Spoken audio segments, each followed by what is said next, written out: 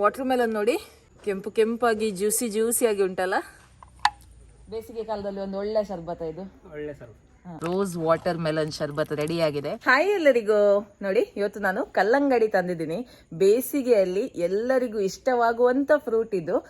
ಎಲ್ಲರೂ ಇದನ್ನ ತಿನ್ಲಿಕ್ಕೆ ಇಷ್ಟಪಡ್ತಾರೆ. ಇದನ್ನ ಹೀಗೇನೆ ತಿನ್ಬೋದು ಅಥವಾ ಜ್ಯೂಸ್ ಮಾಡಿ ಕೂಡ ಕುಡಿಬಹುದು. ನಾನಿವತ್ತು ರೋಸ್ ವಾಟರ್ ಮೆಲನ್ ಶರ್ಬತ್ ಅನ್ನ ಮಾಡ್ತಾ ಇದ್ದೀನಿ. ಇದಕ್ಕೆ ಮೊಹಬ್ಬತ್ ಕಾ ಶರ್ಬತ್ ಅಂತ ಕೂಡ ಹೇಳ್ತಾರೆ. ಬಾರಿ ಒಂದು ಫೇಮಸ್ ಆಗಿರುವಂತಹ ರೆಸಿಪಿ ಇದು. ಹಾಗಾದ್ರೆ ಇದನ್ನ ಯಾವ ರೀತಿ ಮಾಡುದು ಅಂತ ನೋಡುವ.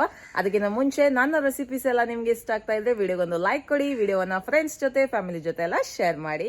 ಓಕೆ, ಫಸ್ಟಿಗೆ ಇದನ್ನ ಕಟ್ ಮಾಡುವ.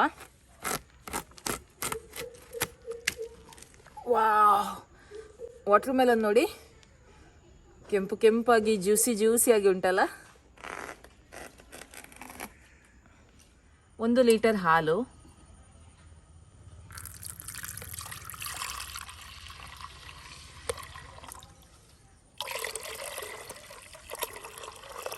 ಈಗ ಇದಕ್ಕೆ ರೋಸ್ ಸಿರಪ್ ಅನ್ನು ಹಾಕ್ತಾ ಇದ್ದೀನಿ. ನಿಮ್ಗೆ ಎಷ್ಟು ಬೇಕು ಅಷ್ಟು ಹಾಕಿದ್ರೆ ಆಯ್ತು. ಹಾಗೆ ರುಚಿಗೆ ಎಷ್ಟು ಬೇಕು ನೋಡಿ ಅಷ್ಟು ಸಕ್ಕರೆ,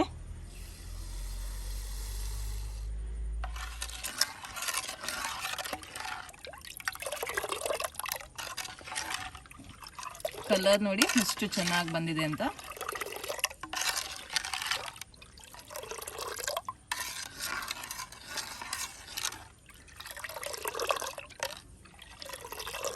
ಈಗ ಇದಕ್ಕೆ ನಾನು ಹಾಕ್ತಾ ಇದ್ದೀನಿ ಐಸ್.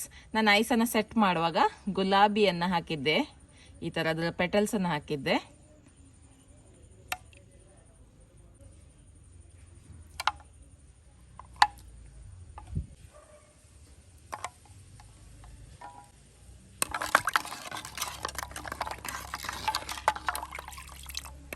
ವಾವ್, ಎಷ್ಟು ಚೆನ್ನಾಗಿ ಕಾಣಿಸ್ತಾ ಉಂಟಲ್ಲ. ಐಸ್ ಎಲ್ಲ ಒಳ್ಳೆ ರೀತಿಯಲ್ಲಿ ಮೆಲ್ಟ್ ಆಗಲಿ.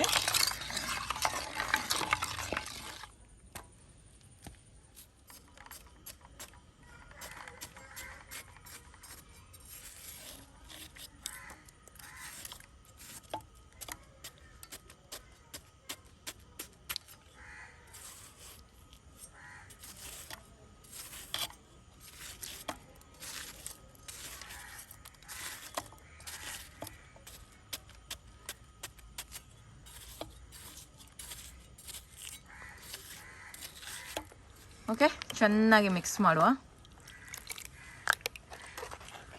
ತುಂಬಾ ಚೆನ್ನಾಗಿ ಕಾಣಿಸ್ತಾ ಉಂಟಲ್ವಾ, ರಿಫ್ರೆಶಿಂಗ್ ಆಗಿ ಉಂಟು ಇದು.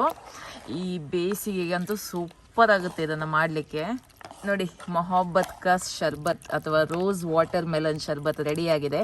ಇನ್ನು ಇದನ್ನು ಸರ್ವ್ ಮಾಡುವ.